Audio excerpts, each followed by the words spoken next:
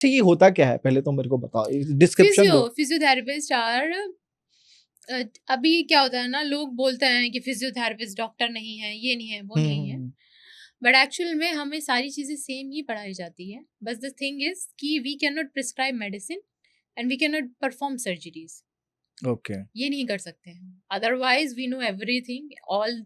अच्छा आप सोचो कि लोग इस चीज को बहुत क्रिटिसाइज करते हैं कि नहीं फिजियोथेरेपिस्ट नहीं, बट कुछ लोगों ने फील्ड खराब भी कर रखी है, कुछ डिप्लोमा होल्डर्स होते हैं। अच्छा मतलब मुझे ना एक वजह से मेरी ऑडियंस बहुत हिंदी वाली है, फिजियोथेरेपी जो होती है हाँ, वो किन किन चीजों में काम आती है, मेरे को वो पहले बता दो कि फिजियोथेरेपी सारा कंडीशन में काम आता है।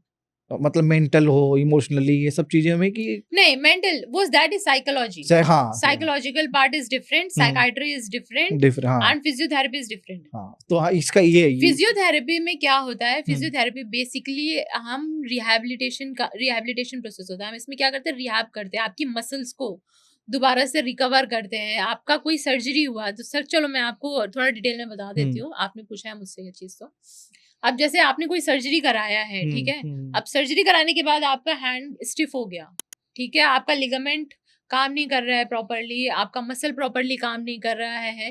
तो मसल में क्या होता है ना, आपने देखा होगा जैसे कोई भी है, ये कोई भी हैंड है, मतलब सपोज मैं इस हैंड का एग्जांपल लेती हूँ, आप इसका यूज नहीं करो तो कुछ टाइम के बाद इसका स्ट्रेंथ कम हो जाता है। बिल्कुल, हाँ हो जाता है इसका बिल्कुल, स्ट्रेंथ, आप हाँ कंपेयर करोगे बिल्कुल बिल्कुल। तो जब भी आप सर्जरी वगैरह कराते हैं ना, तो ये बहुत टाइम तक ऐसे ही रहता है, आप इसको यूज नहीं कर सकते। उसके बाद क्या आता है, इसमें स्टिफनेस आ जाएगा, आपका मसल का मूवमेंट कम हो कम जाता हो जाएगा, ठीक, आपका जॉइंट का मूवमेंट कम हो जाएगा, मसल का मूवमेंट है, मसल है। का कॉन्ट्रैक्शन। हाँ हाँ। ओके, तो इसमें रहता है ना, तो अब आपका मसल का क्या, जैसे हम जिम जाते हैं ना, तो हम स्ट्रेंथनिंग करते हैं, बार बार रेपिटेटिव करते हैं, तो स्ट्रेंथ आता है, हमारा मसल बिल्ड होता है, बल्क बढ़ जाता है। तो अब जब फिजियोथेरेपी का पार्ट आता है, तो अभी क्या हुआ ना, वो वीक हो गया, अब हम उसको दोबारा से उसका स्टिफनेस को काम डाउन करेंगे। उसमें हमारे बहुत सारे इक्विपमेंट्स होते हैं, आपका टेंस हुआ, अल्ट्रासोनिक्स हुए आपके, और आपका आता है आईएफटी है, तो ये सारी चीजें, ये थोड़ी चीजें हैं, जिन मशीन्स हैं, इक्विपमेंट्स हैं हमारे, जिनको हम यूज करते हैं, उनसे हम इसके थोड़ा स्टिफनेस कम करेंगे, थोड़ा पेन को रिकवर करेंगे। उसके बाद हमारा आता है जो हम मैन्युअली करते हैं, ठीक है, हैंड मैनिपुलेशंस है, हैंड मैनुअली जो चीज़ें हम करते हैं, जैसे टेंडन रिलीज करेंगे और आपका ग्रिपिंग को इंक्रीज करेंगे, फिर उसके बाद में हम आपके स्ट्रेंथनिंग में जाएंगे, स्ट्रेचिंग्स में जाएंगे। तो क्या करेंगे, हम आपके मसल को दोबारा से याद दिलाएंगे कि एक्चुअल में तुम्हारा काम काम क्या क्या है, है? और तुम प्रॉपरली दोबारा से तुम्हें वर्क करना है। बिल्कुल। अच्छा एक जो मैम ये आती हैं वीडियोस आती हैं, आपने देखा कि लड़कियों को इसका भी पढ़ा ऐसा पट, चार पैराटिक्स, हाँ, तो ये सेम नहीं ऐसा नहीं नहीं, वो अलग है? बोथ आर डिफरेंट फील्ड्स, इनको कंफ्यूज मत करो। एंड हाँ। मैं ये किसी को, एक्चुअली में चीजें काम करती हैं या बस मैं क्रिटिसाइज नहीं करूंगी इस चीज को, क्योंकि मैंने बहुत झेला हुआ है पहले? बहुत अजीब वीडियोस देखे हाँ, मैं हैं, वही तभी मैं पूछने वाला बहुत था। अजीब वीडियोस देखे हुए हाँ, हैं, एंड मुझे नहीं, ये बात नहीं समझ आई आज तक हाँ। कि लड़कियां क्यों जा रही हैं इसको कराने वो तो क्यों पेड, जा रहे वो हैं। डॉक्टर पैसा देते हैं, मेरी दोस्त भी गई हुई है, वो उनको पैसा भी देते हैं और वो प्रॉपर वो वीडियो शूट होती है, बट वो आके कहते हैं यार वेल रिलैक्स दैट होता इज है। Very different. रिलैक्स होता है बस 1-2 दिन के लिए, उसके बाद फिर वही वापस से। अच्छा इसकी लत लग जाती है, वो लोग कहते हैं कि अगर आपने 3-4 बार करवा लिया तो आपको हर महीने की मतलब महीने में बट 2 बार दैट करवाना। Is locking and unlocking of bones, हाँ, आप ऐसे क्यों कर रहे हो। जब तक आपको पता है कि सब कुछ सही है शरीर में। उससे बेटर है आप स्ट्रेचिंग्स करो, बिल्कुल सही। स्ट्रेचिंग्स करो, आप अपने मसल को लूजन अप करो। जैसे लोगों के पॉस्चर होते हैं ना, पॉस्चरल डिफेक्ट्स होते हैं, खराब हो जाते हैं, ऐसे करके हो जाते हैं, ये हाँ, हो जाता है। हाँ। लोगों को यही नहीं पता है कि ये पॉस्चर अगर उनका ऐसे है तो ये ऐसे एक्सरसाइज करने से हो जाएगा। बस यू जस्ट नीड कि आपको यहाँ का, आपकी चेस्ट मसल का स्ट्रेच करना है, बैक का स्ट्रेंथनिंग करना है, और आपका पॉस्चर अलाइन हो जाएगा। बहुत टाइम तक क्या होता था तान्या जी कि मैं ना ऐसे चल मतलब मैं ऊपर देखता ही नहीं था लोगों को, कॉन्फिडेंस भी कम था और मैं चलता भी ऐसे था, ऐसे करके। तो धीरे-धीरे काइफोसिस हो जाता है इससे। हाँ, तो ये चीज़ें ना मेरी ऐसी बैठी थी कि पता नहीं क्या हुआ था। मेरे को 1 साल लगा है पूरा सही करवाने में ये चीज़ें।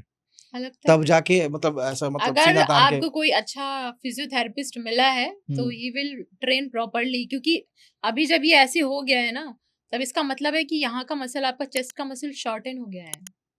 और ये तकलीफ देही पेन है। करता है, आपको हाँ। ब्रीदिंग में भी पेन करता होगा, आपको करता होगा, रेस्टलेसनेस करता होगा ये।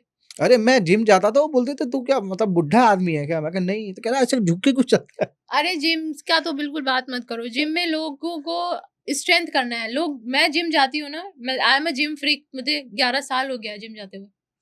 मैं जिम के बिना सर्वाइव नहीं कर सकती। बाप रे।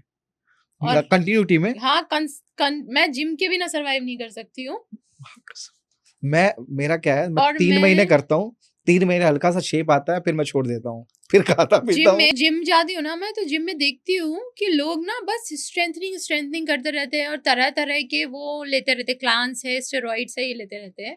बट बीइंग अ फिजियोथेरेपिस्ट, जब मैं उनको देखती हूँ, तुम्हारा बॉडी का पोस्चर अलाइन नहीं है, तुमको ये बात समझ नहीं आता है कि तुम्हारा जो भी बोन का स्ट्रक्चर है वो सारा मसल पे डिपेंड है।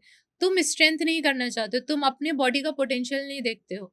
ईगो लिफ्टिंग तुम्हारे अंदर इतना ज्यादा है जिसका कोई जवाब नहीं है। कि कुछ भी उठा सकता हूँ मैं। कुछ भी मैं उठा लूँगा, तुमसे उठता नहीं है। लोग क्या करते हैं, जो बहुत कॉमन है, आपने उठाया है 25 किलो का डंबल और आपने पहले ही उससे जो है दूसरे का सपोर्ट ले लिया। अब आपका माइंडसेट क्या, अरे आज तो मैंने 25 किलो का डंबल, हाँ, आपने 20% सपोर्ट तो उस बंदे का ही ले बंदे का लिया, ज्यादा ही लेते हैं लोग। ज्यादा ही सपोर्ट ले हाँ, लिया, और बिल्कुल उसके बाद में जो आपने, आपका जो ओरिजिनल कैपेसिटी था वो तो कम हो गया ना।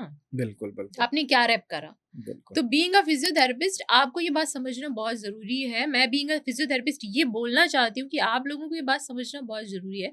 ईगो लिफ्टिंग बंद करो। आप अपनी मसल को प्रॉपर्ली ट्रेन करो और अपने पोटेंशियल के अकॉर्डिंग ट्रेन करो। हर किसी का बॉडी टाइप अलग होता है, मेटाबॉलिज्म अलग होता है और स्टैमिना अलग होता है। बिल्कुल सही। मैंने कभी भी, कोई भी, मेरा जितना भी फिजिक है ये नेचुरल है। मैंने आज तक कोई भी ऐसा वो नहीं लिया है, उसे क्या बोलते हैं, मैं स्टेरॉइड या स्टेरॉइड है, क्लांस है, आपका फैट बर्नर्स है, मैंने नहीं लिया।